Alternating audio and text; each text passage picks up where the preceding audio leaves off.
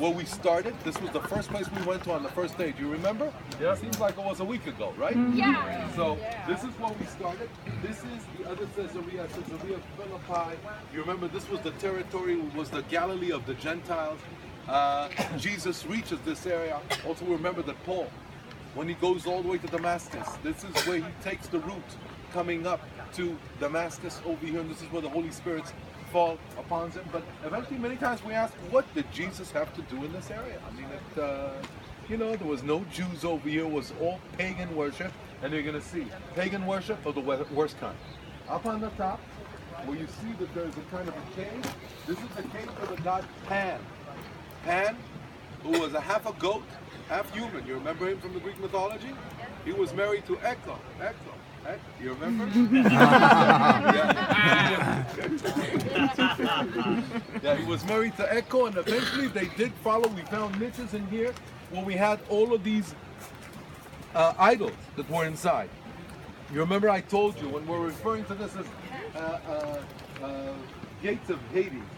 The idea was that they had a ritual which was a sick ritual where they would offer the children to their gods. They believed that the mouth of God was up on top over here. And if they offer, they need to feed him all the time. And if he rejects the offering and blood will be coming gushing over here, they would put another baby in another one. This is how sick it was. But again, what I'm referring to and what I'm trying to explain to you is Jesus was talking to everybody that was in the surrounding area and not in the surrounding area, because this is a way. We're going to do a reading in a little moment in order to understand it. Again, we're going to read from the Bible, but you can see also that the Druze believe that this is where the goddess of green resides. You can see that they have a kind of looks like a mosque, but it's called the Hilwe. And the Hilwe is where they worship. They believe also, in a way, it's a kind of, I don't want to say paganism, but it's something from the pagan orders. They believe that the goddess of green, the one who's in charge of all the greenery in the surrounding area, this is where he resides. Okay? These were the beliefs. People had an easy life living here in these areas. They had water. Once you have water, you have food, you have fish, you can grow things. It's an easy life for them. And Jesus was trying to get them away from this area. Okay? The place is called Banyas, but actually it's a mispronunciation of Panyas.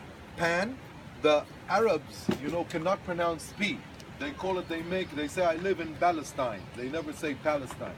So the thing is eventually it became from Pan, it became Banyas. Okay, and this is how it was in the old days. Another tributary, as you can see, it's not as affluent as the Dan, but this is the Banyas over here, which flows and eventually links in and makes one river, which we call the Jordan River.